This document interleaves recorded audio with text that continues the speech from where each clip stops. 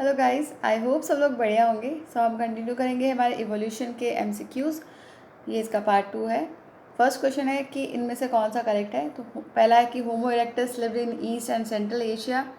तो ये गलत है। ये जो है निएंडरथैल्स थे। Agriculture came around 18,000 years back. तो ये भी गलत है। वो 10,000 ईयर्स बैक जो है एग्रीकल्चर जो है शुरू किया था ह्यूमन ने, जब ह्यूमन सेटलमेंट जो है वो स्टार्ट हो गए थे।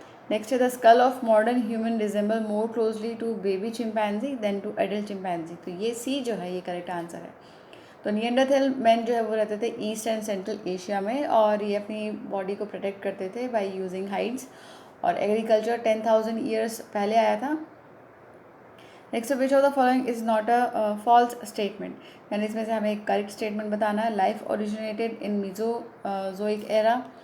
तो लाइफ जो है वो ओरिजिनेट हुई थी प्री कैम्ब्रियन एरा में 3.7 मिलियन ईयर्स अगो।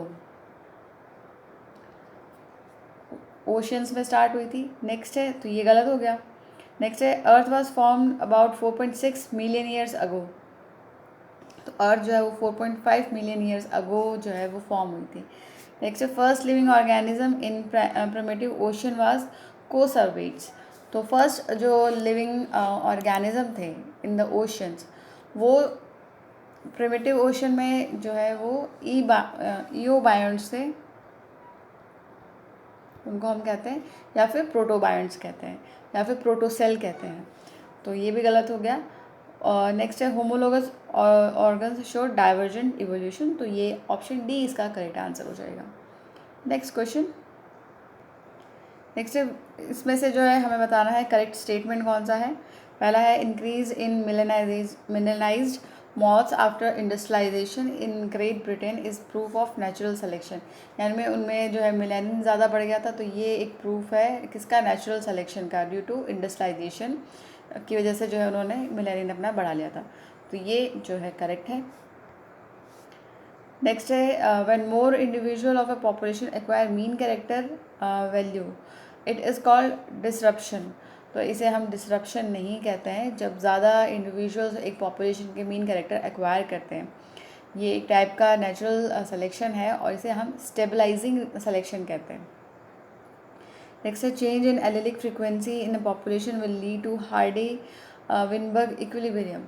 तो हार्डे विनबर्ग जो इक्विलिब्रियम है उसमें क्या होता है कि जो इक्विलिब्रियम है उसमें रिलेटिव फ्रीक्वेंसीज जो है वेरियस काइंड ऑफ जीन्स की लार्ज और रेंडमली जो मेटिंग होती है, mating sexual population which tends to remain constant from generation to generation in absence of mutation selection and gene flow. तो ये भी गलत हो जाएगा इसका। और genetic drift changes the existing gene और allelic frequency in future generation. तो ये बिल्कुल सही है। ऑप्शन सी इसका करेक्ट हो जाएगा, फर्स्ट एंड फोर्थ।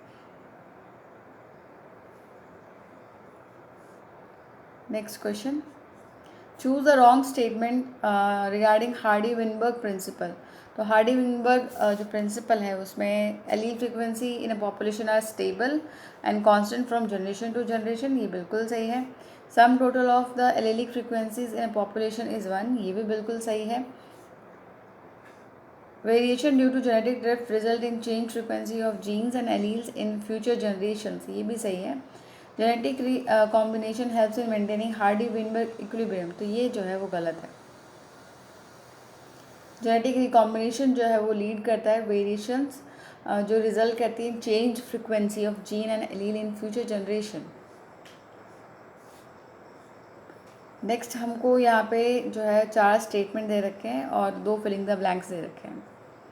तो हमें इनको जो है सेलेक्ट करना है करेक्ट ऑप्शन इन चारों में कौन कौन से जो है वो भरे जाएंगे। तो पहला है कि जो विंग्स है बटरफ्लाई और बर्ड के, ये एक जैसे दिखते हैं, और ये किसका रिजल्ट है, कौन सा इवोल्यूशन हुआ है यहाँ पे। तो यहाँ पे जो है सो यहाँ पे हुआ है कॉन्वर्जेंट इवोल्यूशन, ए का हो जाएगा। 1 का जो है ए है तो कॉन्वर्जेंट इवोल्यूशन हो जाएगा। मिलर शोड दैट मीथेन और ammonia and when expose to electric discharge in the flask resulted to the formation of. तो यहाँ पे जो है न्यूक्लियो साइट्स वगैरह जो है देखो, तो ये कॉन्वर्जेंट इवोल्यूशन है, और मिलर ने जो शो किया है यहाँ पे वाटर वेपर जो है वो आ जाएगा। सेकंड का ए है वाटर वेपर, और यहाँ पे फिर बने थे अमीनो एसिड्स। नेक्स्ट है वर्मीफॉर्म अपेंडिक्स इज तो वर्मीफॉर्म अपेंडिक्स एक वेस्टिजियल ऑर्गन है, तो ये हमें इस तरह से फिल करना है इसमें से चूज़ करके। एंड वेस्टिजियल ऑर्गन है ये, एंड ये जो है किसका एविडेंस है, कौन से इवोल्यूशन का एविडेंस है ये, तो ये एनाटॉमिकल या फिर मॉर्फोलॉजिकल जो है एविडेंस ऑफ इवोल्यूशन है ये।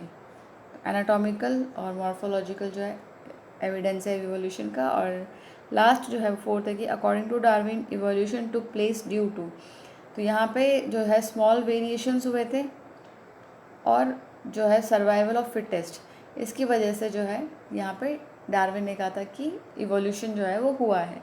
तो इस तरह से इनको फिलिंग द ब्लैंक्स जो है हम भरेंगे। नेक्स्ट है हमको करेक्ट कंक्लूजन बताना है, ये स्टेटमेंट्स हमको दे रखे हैं इनसे रिलेटेड। तो पहला जो है कि there are patterns in the fossil record and that suggest other species have diverge from a single ancestor species, तो ये एक दे रखा है। फिर है there are biogeographical pattern in the distribution of species, for instance distinct birds species in an island to resemble one another suggesting a common ancestor. There are common stages in early embryological development of organism representing several distinct vertebrate groups, and anatomic structures such as forelimbs in different groups appear to be modified version of structures that might have been present in a common ancestor। तो ये सब जो है किसका basis है, ये Darwin की जो थ्योरी है नेचुरल सिलेक्शन की, ये सारे स्टेटमेंट जो है उसको शो करते हैं। So they are the evidences for Darwin's theory of common descent, जो है ये डार्विन ने बताया था कि ये कॉमन एक ही एंसेस्टर से जो है ये बने हुए हैं। तो ये सारे जो स्टेटमेंट्स हैं, ये कंक्लूजन जो है इसका ये निकलता है कि डार्विन की जो थ्योरी है ऑफ कॉमन डिसेंट। सो जब एक ग्रुप ऑफ ऑर्गेनिज्म जो है वो कॉमन एंसेस्टर जो है उसको शेयर करते हो, तो वो कॉमन एंसेस्टर होता है उनका। और यहाँ पे एक स्ट्रॉन्ग जो है क्वांटिटेटिव सपोर्ट है for the theory that all living organism on earth are descendant from a common ancestor. Next है which of the following statement best describe the theory of natural selection.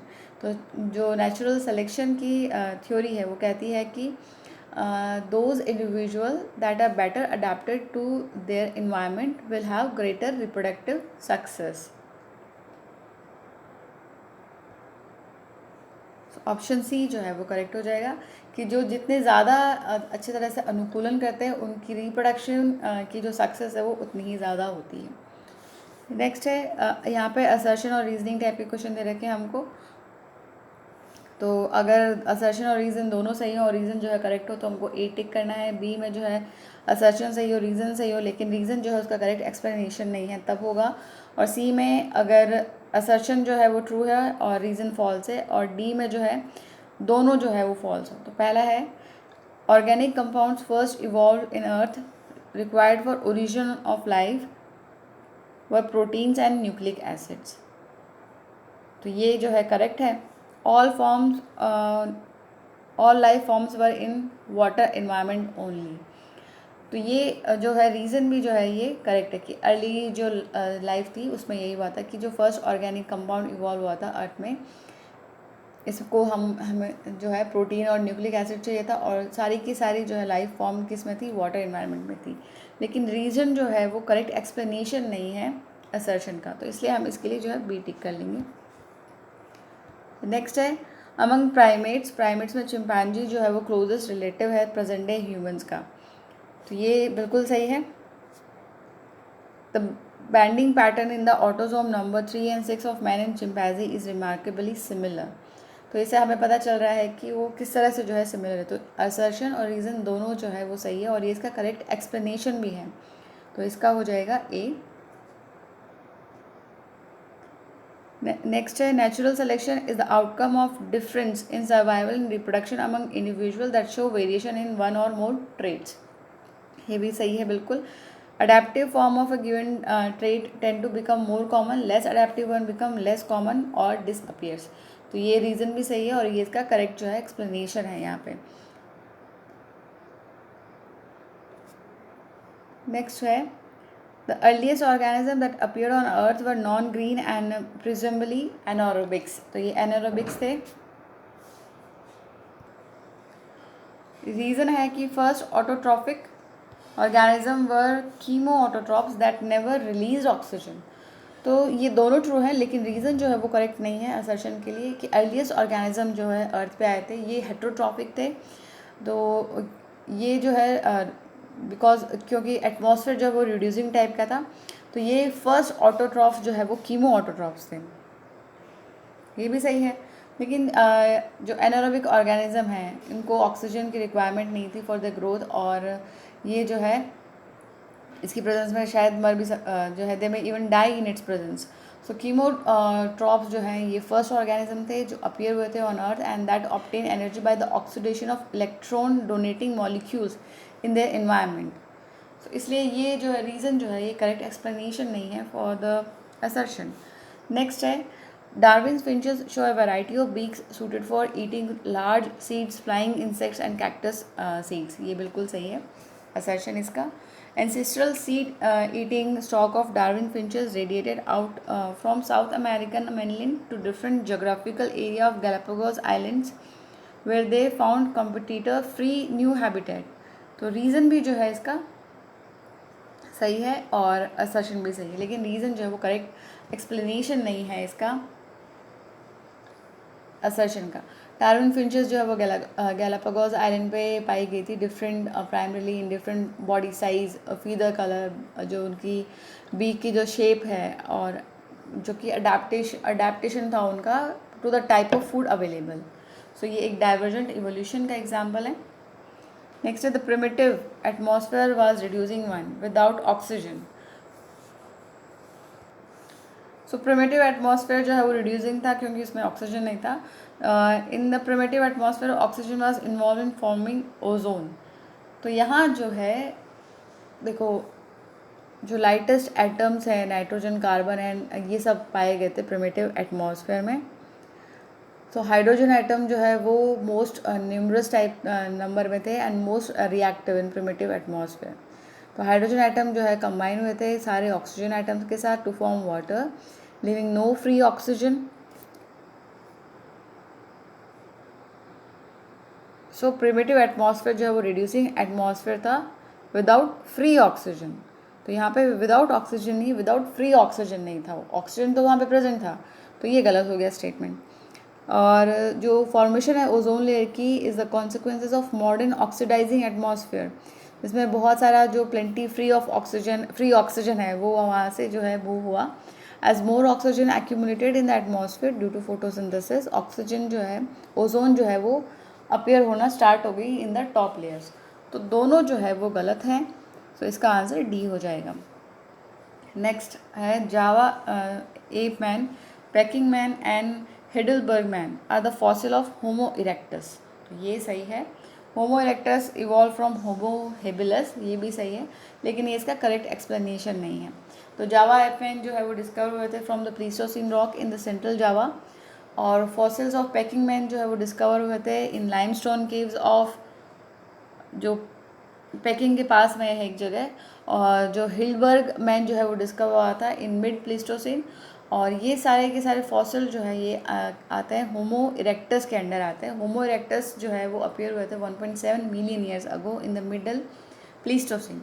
तो होमो erectus जो है वो evolve हुआ है from homo habilis. तो दोनों सही हैं, लेकिन ये करेक्ट जो है नहीं है रीज़न उसके लिए, तो बी इसका जो है वो हो जाएगा। नेक्स्ट क्वेश्चन है, हमें दो कॉलम दे रखे हैं और इनको मैच करना है। तो म्यूटेशन जो है वो हो जाएगा source of new alleles. Gene flow individuals जो हैं वो हो जाएगा immigration and change allele frequency. Natural selection जो है उसका हो जाएगा कि difference in survival and reproduction among the variants. And genetic drift जो है वो change in populations allele frequencies due to chance alone. तो डी इसका करेक्ट हो जाएगा। नेक्स्ट है, हमें कॉलम 1 से कॉलम 2 दो कॉलम दे रखे हैं हमें, नेम ऑफ साइंटिस्ट एंड जो उनका कंट्रीब्यूशन है वो। तो ये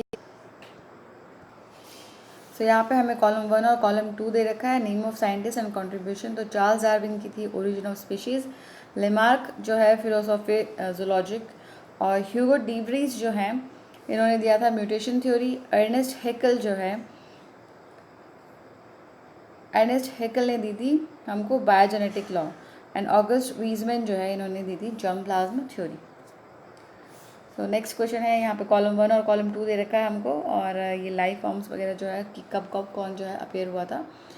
तो मीजोजोइक एरा जो है ये था 160 million years ago. And then है डेवोनियन पीरियड। तो डेवोनियन में जो था radiation of primitive animals. Pleistocene जो है उसमें था rise of modern mammals, and Permian जो एरा था उसमें था proliferation of reptiles. Next question है कि कॉलम 1 को कॉलम 2 से हमें मिलाना है। तो है साल्टेशन। तो साल्टेशन जो है वो डीब्रीज ने दिया था, इन्होंने एक्सपेरिमेंट किया था ऑन इवनिंग प्राइम रोज।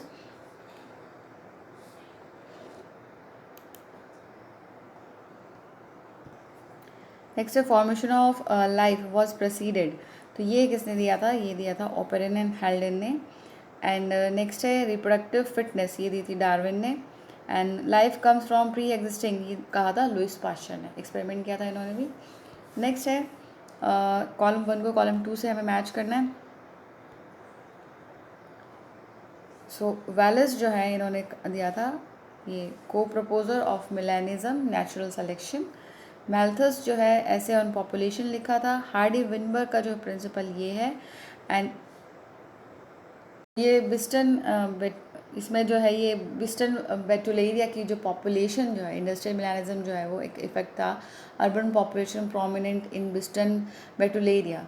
ये एक फिनोमेना है of an organism evolving dark pigmentation when expose to an environment polluted by dark soots deposit and sulphuric acid, जो सल्फ्यूरिक बिल्ट अप है फ्रॉम इंडस्ट्रियल जो पॉल्यूशन है उससे। सो ये जो टाइप है इंडस्ट्रियल मिलानिज्म का, डार्क पिगमेंटेड इंडिविजुअल जो है वो डेवलप करते हैं एक higher fitness and are favoured by natural selection. So इस वीडियो में इतना ही। नेक्स्ट वीडियो में हम और क्वेश्चंस करेंगे, तब तक अच्छे से पढ़ाई कीजिए, अपना ख्याल रखिए। All the best, thank you.